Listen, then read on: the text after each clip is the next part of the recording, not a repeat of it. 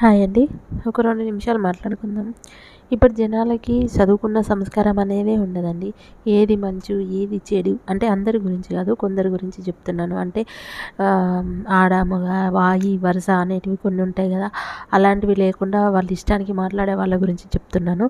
చదువు ఉండి, సంస్కారం ఉండి, ఒకరిని అనవసరంగా వేలెత్తి చూపడం కానీ, మాటలు ఇడిచిపెట్టడం కానీ అది చాలా పెద్ద తప్పు.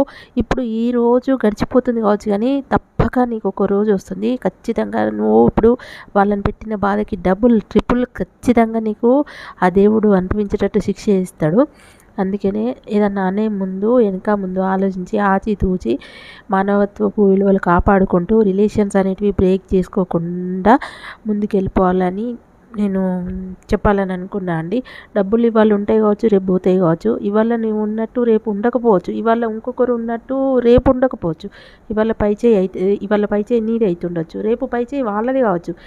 నెక్స్ట్ మినిట్ ఏం జరుగుతుంది అనేది మన చేతిలో లేనప్పుడు ఈ ఆర్గ్యుమెంట్స్ అన్నీ అనవసరం. సంబంధం లేని సబ్జెక్టు మాట్లాడటం అనేది ఇంకా పెద్ద అనవసరం, పెద్ద తప్పు. చదువుకున్నావు కదా, సంస్కారం ఉంది కదా, సంస్కారంతోని మాటలు అనేది మాట్లాడడం నేర్చుకోవాలి. లేదు అంటే సపరేట్గా మూసుకొని ఉండాలి. అంతేగాని నేను పెద్ద తోపుని, నేను అన్నిట్లో ఏలు పెడతా అంటే తోపును తోమి పండబెడతారు.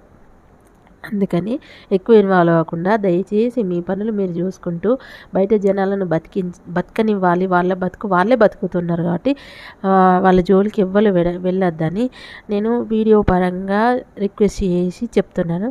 Thank you for watching. ఇది వాళ్ళ దాకా షేర్ చేయండి.